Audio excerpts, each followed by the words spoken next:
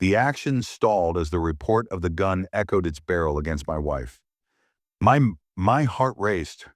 Should I throw myself in front, try to talk him down, or make a wild diversion?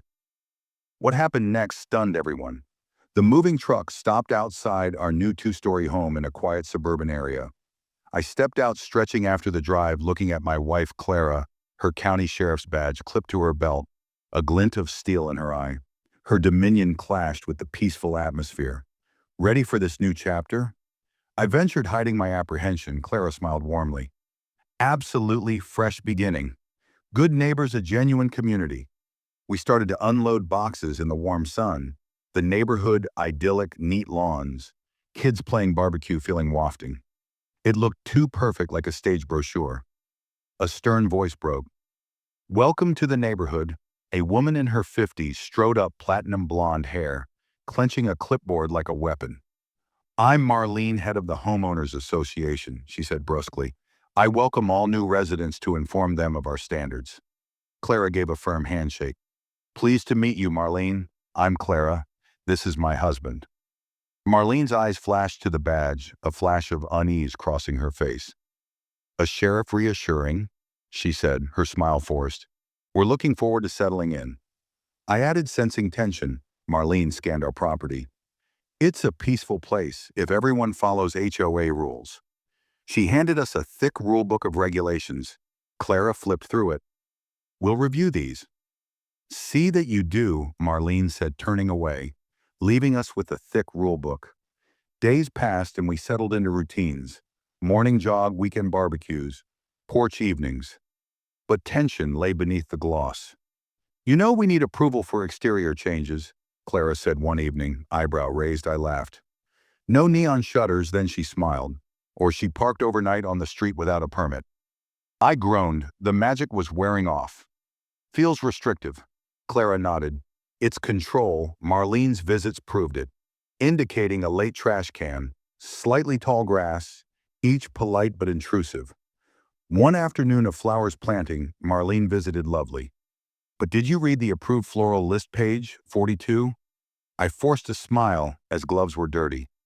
Oh, look, she departed, but the watchfulness felt suffocating. She's waiting for us to mess up, Clara informed us later. And the way she glares at me, it's daunting. I hugged her. Well coped together, but she's not done. Morning light streamed in as we unpacked the last boxes. Fresh paint mixed with coffee smell. At last settled in. I let out a sigh, flopping onto the couch. Clara, sit with me. It's coming together, but I feel spied on. Marlene, I asked. She nodded. She lingers too long. A shadow passed the window. Marlene, clipboard in hand, looking at our yard. Clara's jaw tightened. Enough, she strode out, sheriff's confidence in her step. Morning, Marlene, she said firmly. Can I help you, Marlene? Feigned surprise. Just a routine check, ensuring standards. Clara crossed her arms. Your visits feel intrusive. We know the rules and will follow them. Marlene's smile stiffened. You understand rules as an officer. Clara's eyes narrowed. I also understand boundaries and respect. Marlene backed off, but the tension lingered. That night on the porch, I inquired, will she retire? Clara stared off to the horizon. I hope so, but I doubt it. The neighborhood seethed with energy. Joggers, kids, and school buses, sprinklers on front lawns. But tension brewed. Clara, in uniform badge, sparkling, handed me a cup of coffee. HOA laws. Require window treatments, must have neutral colors. She said. I griped. It's a dollhouse. A knock brought an end to it. Marlene was there, standing with a tall, serious man, a security badge on his chest. Good morning, too sweet, Marlene said. This is Mr. Carter, our new HOA security officer. We're here in answer to concerns over your property. My stomach nodded. Concerns? We've followed the rules. Marlene smiled. Your grass is half an inch too tall, and your trash cans were late. Clara's jaw clenched.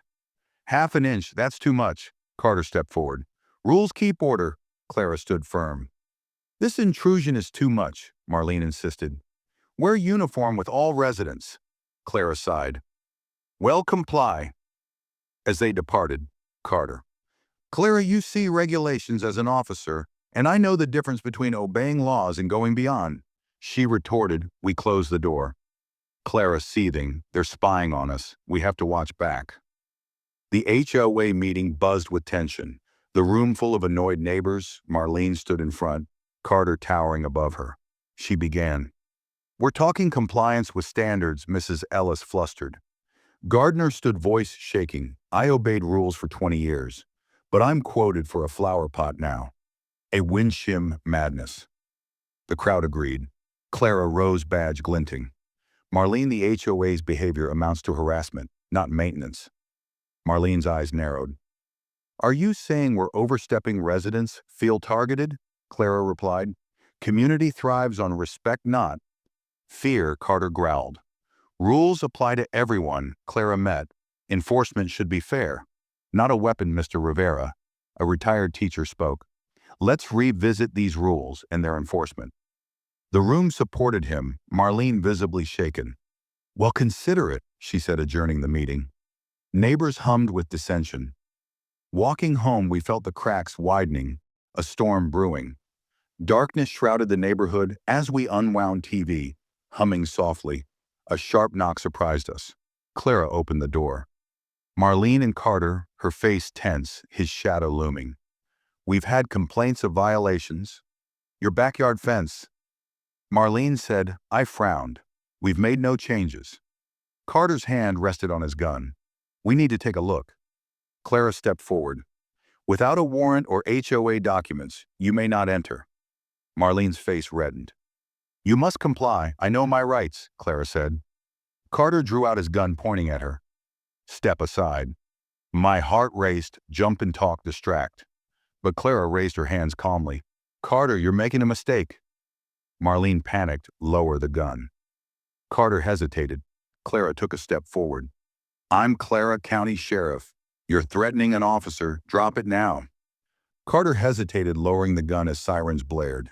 Deputies descended, disarming and cuffing him. Marlene stood pale, her control broken. An officer approached Clara. Sheriff. You okay? I'm fine.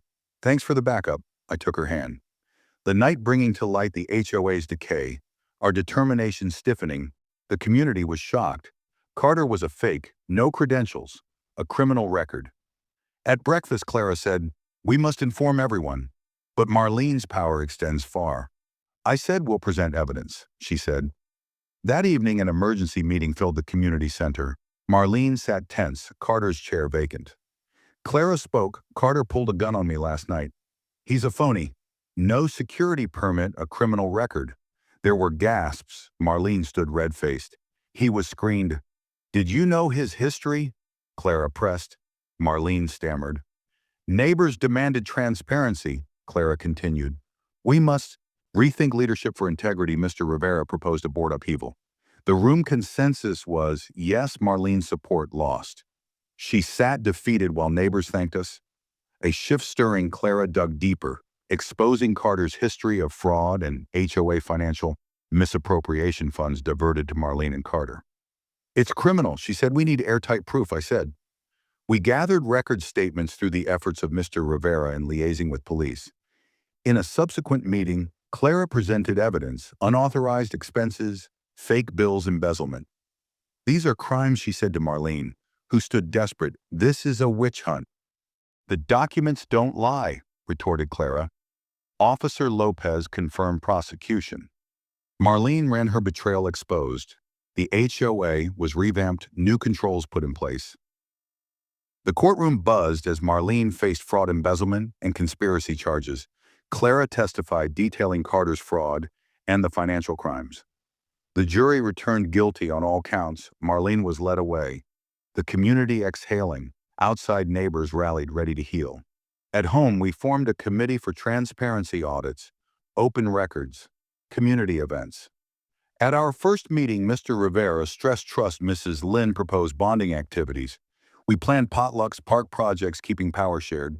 Months later, the neighborhood thrived. Children played in a new park. Neighbors mingled at a sunset. Social Mr. Rivera toasted to unity and a brighter tomorrow. Glasses clinked, stars overhead. Clara whispered, "We've turned the page." I nodded. Let's keep writing a story worth telling.